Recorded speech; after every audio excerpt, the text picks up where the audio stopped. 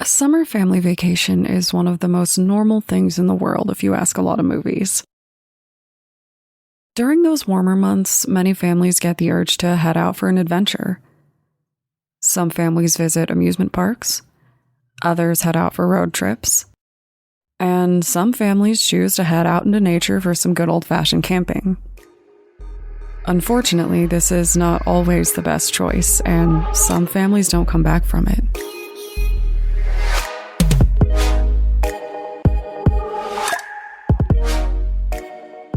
My name is Brienne, and I'm the host and creator of Among the Dirt and Trees, a show where we explore true crime cases that occur out in nature. In today's episode, we're going to discuss the 1982 Wells Gray murders, a shocking Canadian crime where 6 relatives were brutally killed while camping.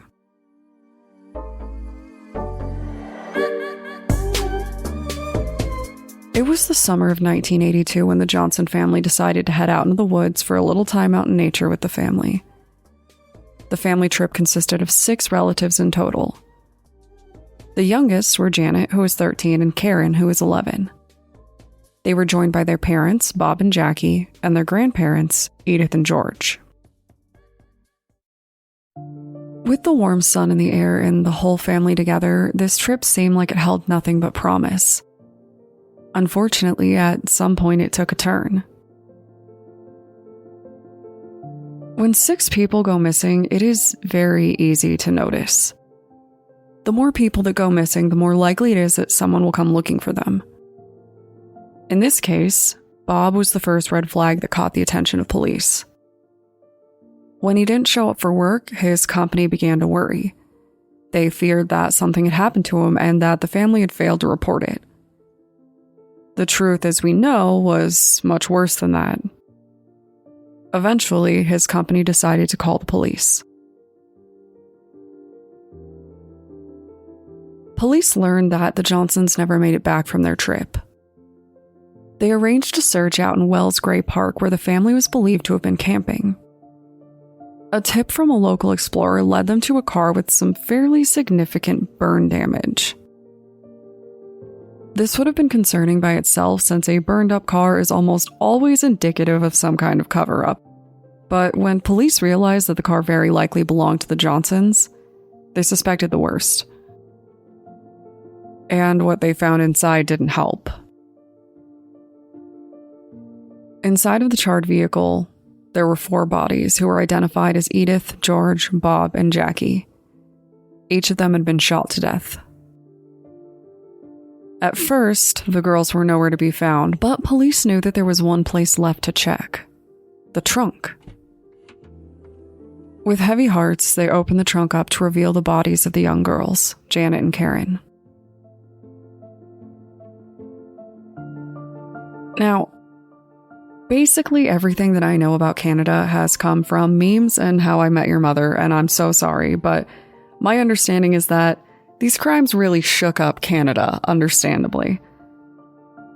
People were horrified by the vile and aggressive nature of these crimes, and they wanted answers.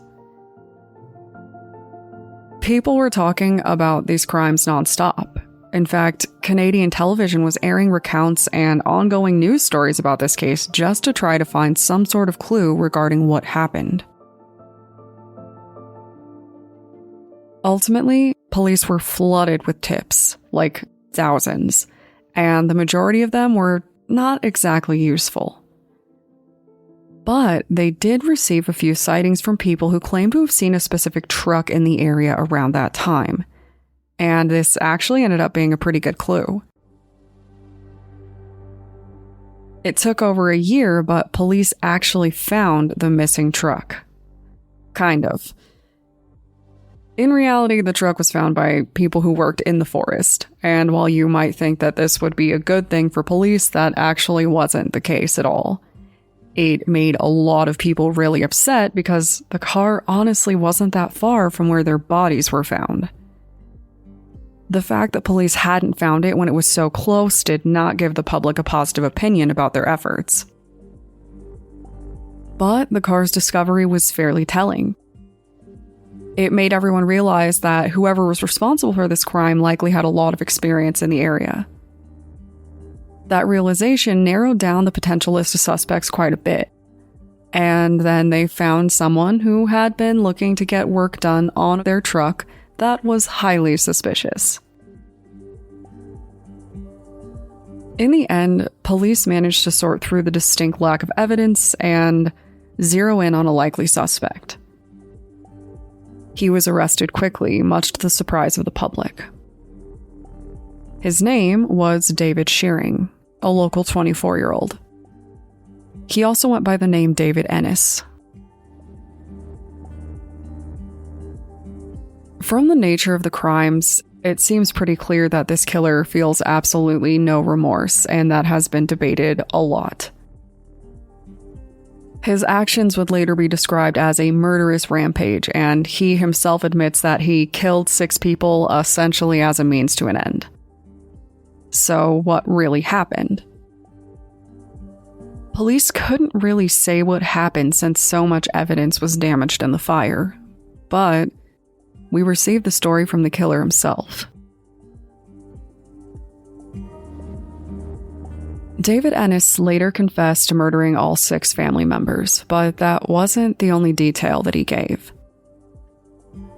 For whatever unlucky reason, he managed to spot the family when their car tipped him off to their presence. Intrigued, he started following the family, stalking them through the woods to see what they were doing and who was with them. And it was at this point that he zeroed in on those 2 little girls. Given everything else that he did, it probably shouldn't come as a surprise that Ennis was, in fact, a pedophile. He had a sick fantasy in his mind, and he saw the 4 adults with the girls as standing between him and his fantasy. So he systematically shot every single adult member of the family one at a time, killing them all. Once they were dead, he turned his attention to the girls, who he abducted and kept in prison for nearly a week. In his own words, Ennis said, "I saw them as just a means to an end. I saw the 4 adults basically as being in the way of what I wanted at the time." But that wasn't the worst of his confessions.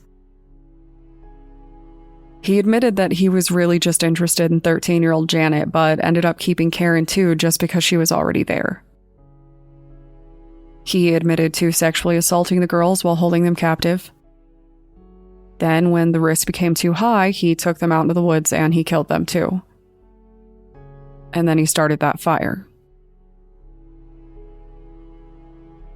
3 generations of a family were wiped out because of one man's sick obsession with a little girl.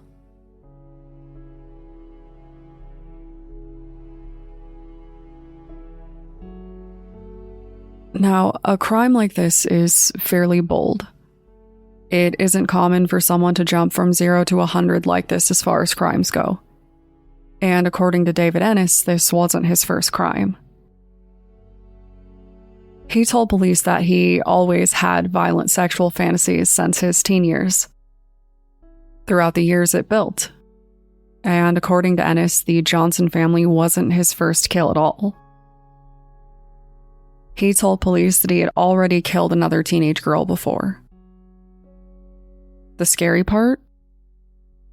He got away with it. And by his own admission, the fact that he got away with it made him bolder.